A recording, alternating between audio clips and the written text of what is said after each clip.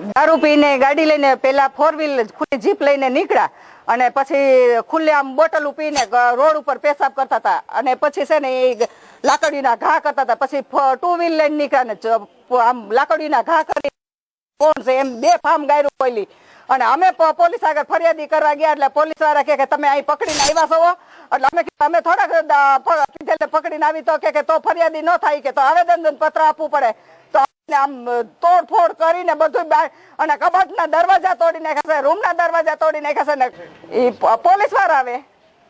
અંદાજિત કેટલી પોલીસો જેતપુરમાં આવેલી હતી? ગાડી તો જો કેટલી આવેલી હતી મને નથી ખબર, પણ અહીંયા 4 ગાડી આવી હતી. તમારા પરિવારને શું કર્યું છે?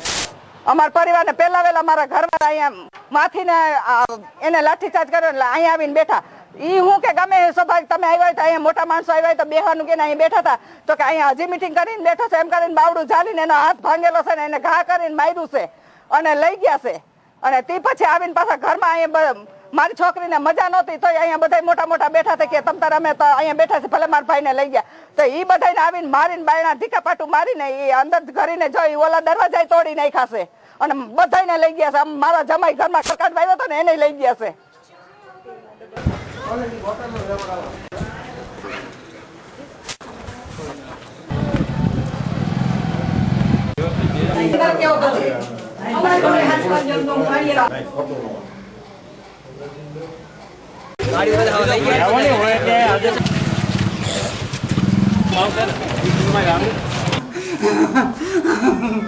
શું થયું તમારી? તમારા ભાઈને પકડ્યા હતા.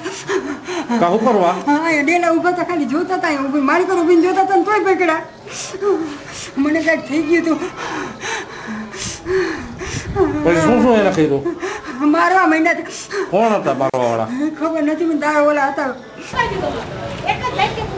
ઘરમાંથી બાયણા ખોલીને બધાને લઈ જાય. ગાડી ગાયબ થઈ કોણ છે? એમ નહીં પોલીસ પોલીસ તો પછી એની કાર્યવાહી કરે.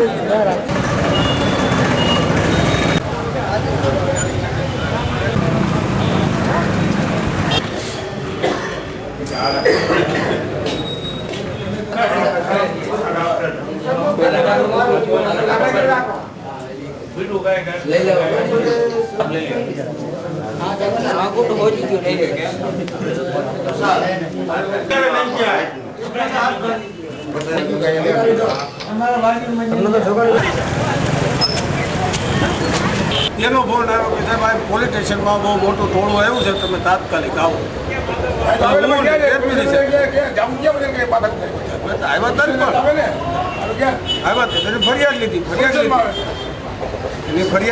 ફરિયાદ લીધા પછી ત્યાં સ્થળ ઉપર જીપ પડી હતી.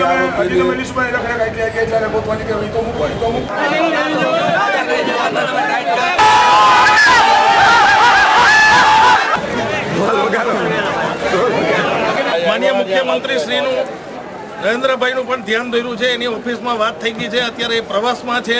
સાંજ સુધીમાં આપણી માગણી પ્રમાણે એને આપણે આવેદનપત્ર આપી અને જે પગલાં લેવાના છે એ લેવાના છે. એટલે આવેદનપત્ર વાંચી જાવ એમાં આપણા બધાનું સમર્થન છે ને એટલા માટે